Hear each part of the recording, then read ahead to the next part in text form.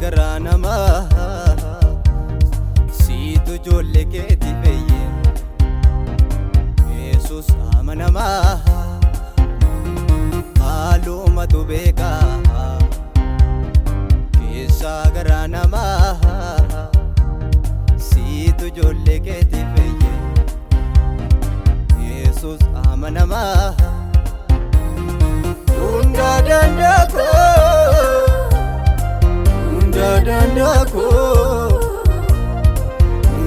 Dandako Gofta Yesus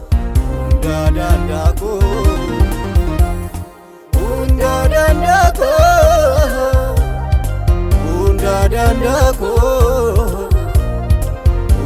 Dandako Gofta Yesus Dandako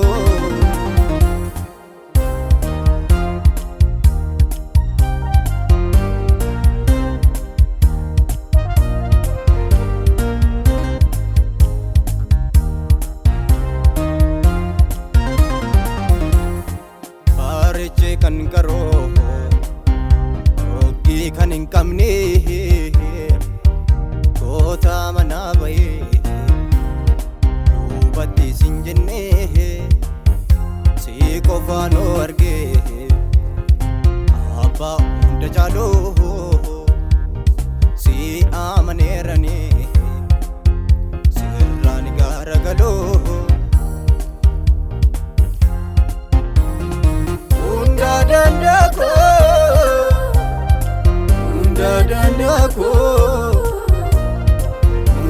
Dandako Gofta Yesus Dandako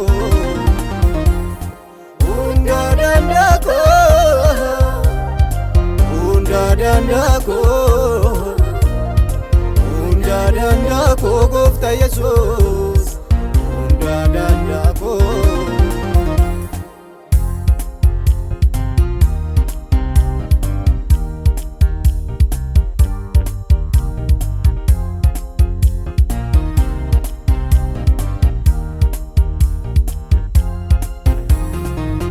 galcha bareeko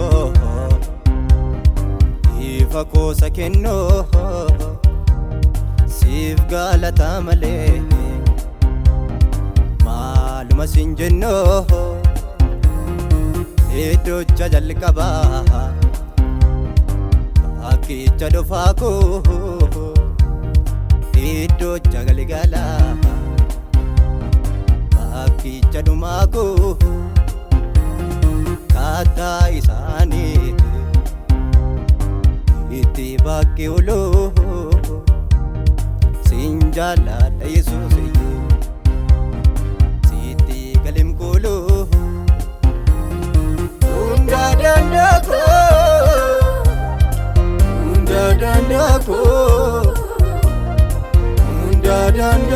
Gofta Yesus dandako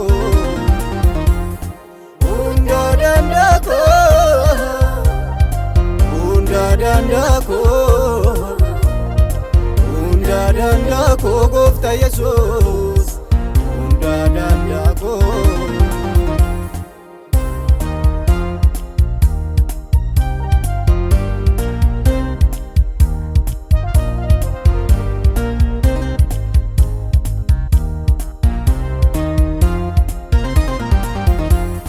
Maafan sedagadaani ala kun kindai rakun yo amate sani ofirras katai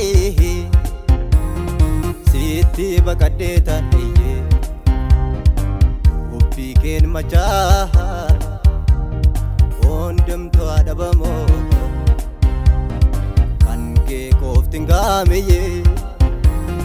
siti bakadeta iye upiken macha ondem to adabamo kanke koftingamiye unda dandako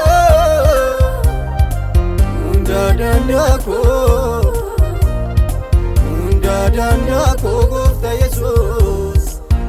Dandako Dandako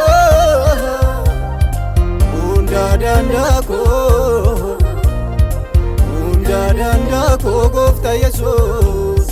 hundaa danda'a koo.